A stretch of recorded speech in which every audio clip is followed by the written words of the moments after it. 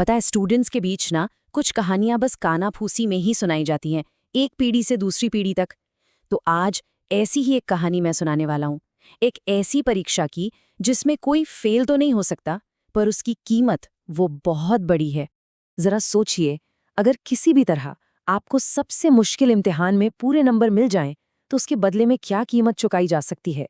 यही वो सवाल था जिसने 4 दोस्तों की जिंदगी को हमेशा के लिए एक डरावने सपने में बदल दिया। तो ये कहानी हमें ले जाती है विक्टोरिया इंस्टीट्यूट ऑफ साइंस। शहर से काफी दूर ये कॉलेज अपनी पुरानी ब्रिटिश आर्किटेक्चर के लिए मशहूर था, लेकिन इसकी एक और ज्यादा खौफनाक पहचान थी, बदनाम ब्लॉक सी, जिसके बारे में न जाने कितनी डरावनी कहानियां चलती थीं। आर्यन, समीर, ईशान और रिया, इन चारों की हालत खराब थी। एडवांस्ड फिजिक्स का पेपर उन्हें तोड़ने पर तुला था, और इस टेंशन को बढ़ाने के लिए उनका सिटिंग अरेंजमेंट उसी ब्लॉक सी में था, एक ऐसी जगह जहां जाने के नाम से ही लोगों की रूह कांप जाती थी। और ये कोई कोरा डर नहीं था, ये सच था। ब्लॉक सी की तीसरी मंजिल इतनी बदनाम थी कि रात 10 बजे के बाद गार्ड भी वहां जाने से कतराते थे, खासकर पिछले साल हुई उस घटना के बाद जब एक स्टूडेंट ने पढ़ाई के प्रेशर में वहीं अपनी जान दे दी थी। उस रात चारों ने फैसला किया कि वो ब्लॉक सी के पास बनी पुरानी लाइब्रेरी में साथ पढ़ेंगे। जैसे ही वो उस बिल्डिंग के पास पहुंचे, हवा में एक अजीब सी ठंडक महसूस होने लगी, और जब वो अंदर घुसे तो उस खामोशी में सिर्फ उनके जूतों की आवाज गूंज रही थी, जैसे कोई चेतावनी दे रही हो। और फिर उन्हें वो आवाज सुनाई दी, कमरा नंबर 304 से किसी के सिसकने की धीमी आवाज। दरवाजा थोड़ा सा खुला था, जैसे उन्हें अंदर बुला रहा हो। उन्होंने हिम्मत करके दरवाजा खोला, और आवाज अचानक बंद हो गई। इससे पहले कि वो कुछ समझ पाते, दरवाजा उनके पीछे एक जोरदार धमाके के साथ बंद हो गया। उन्होंने उसे खोलने की बहुत कोशिश की, पर वो टस से मस नहीं हुआ, मानो किसी ने बाहर से भारी जंजीर लगा दी हो। वो उस अंधेरे कमरे में फंस चुके थे। तभी खौफ का अगला दौर शुरू हुआ। कमरे में चौक के रगड़ने की आवाज गूंजने लगी। उनकी आंखों के ठीक सामने ब्लैक बोर्ड पर अपने आप कुछ लिखा जा रहा था, और शब्द थे, इसे हल करो। और उसके नीचे एक बहुत ही मुश्किल फिजिक्स का सवाल उभर आया। फिर कमरे के कोने में एक साया उभरा, एक लड़का जिसकी आंखों के नीचे गहरे काले घेरे थे। ये सुमित था, वही स्टूडेंट जिसने पिछले साल आत्महत्या की थी। उसकी आत्मा अपनी अधूरी परीक्षा के डर में फंसी हुई थी, और वो बस एक ही चीज चाहता था कि कोई उस सवाल को हल कर दे। आर्यन समझ गया था कि ये आत्मा अपने अधूरे काम में फंसी है। उसने कांपते हाथों से चौक उठाया और उस सवाल को हल करना शुरू कर दिया। जैसे ही उसने आखिरी लाइन लिखी, एक तेज रोशनी हुई और कमरे का दरवाजा अपने आप खुल गया। वो लोग वहां से बाहर भागे। लेकिन असली खौफ तो अगले दिन उनका इंतजार कर रहा था। जब वो एग्जाम हॉल में बैठे तो उनके होश उड़ गए। क्वेश्चन पेपर में ठीक वही सवाल था जिसे आर्यन ने रात को ब्लैकबोर्ड पर हल किया था। उस रात के डर के बावजूद उन्हें उस नामुमकिन सवाल का जवाब पूरी तरह से पता था।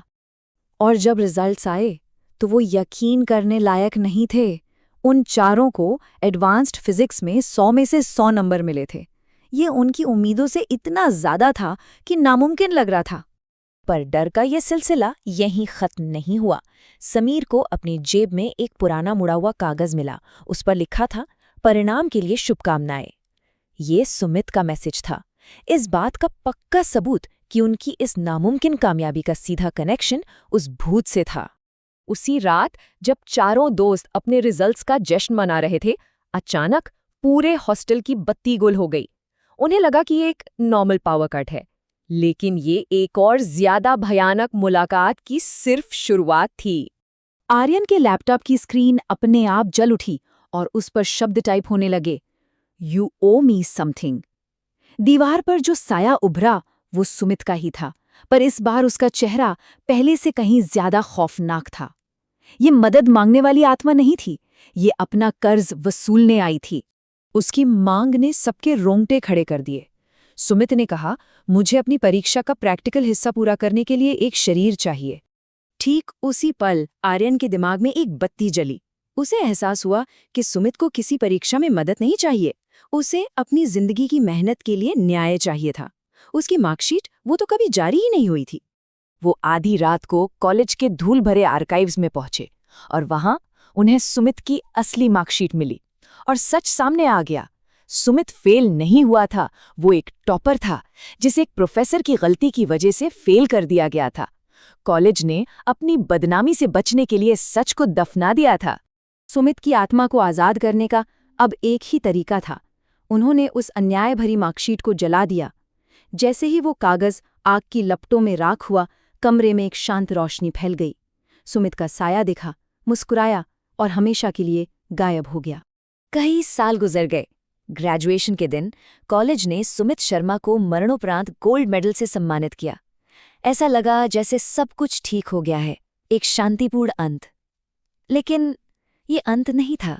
सेरेमनी के बाद समीर को अपनी जेब में एक पुराना चांदी का सिक्का मिला। उस पर एक अशुभ मैसेज खुदा हुआ था, कर्ज चुका दिया गया है, अगली परीक्षा से सावधान रहना। उनका इम्तिहान अभी खत्म नहीं हुआ था। और फिर आखिरी डर ने दस्तक दी। आर्यन के फोन पर एक तस्वीर आई। ये उसी वक्त की थी जब वो स्टेज पर अपनी डिग्री ले रहे थे। लेकिन तस्वीर में उनके ठीक पीछे एक धुंधली सी आकृति खड़ी थी। वो आकृति सुमित की नहीं थी, वो उस फिजिक्स प्रोफेसर की थी जिसने सुमित के नंबर बदले थे और जिसकी 3 महीने पहले एक कार एक्सीडेंट में मौत हो गई थी। ऐसा लग रहा था कि एक आत्मा को आज़ाद करके उन्होंने एक और ज्यादा बदले की आग में जल रही आत्मा को जगा दिया है। उन्होंने कॉलेज के इम्तिहान तो पास कर लिए थे, लेकिन अब वो अलौकिक इम्तिहानों के एक नए चक्कर में फंस गए थे। सवाल ये है कि क्या वो कभी इस परीक्षा से बाहर निकल पाएंगे या ये सिर्फ शुरुआत है।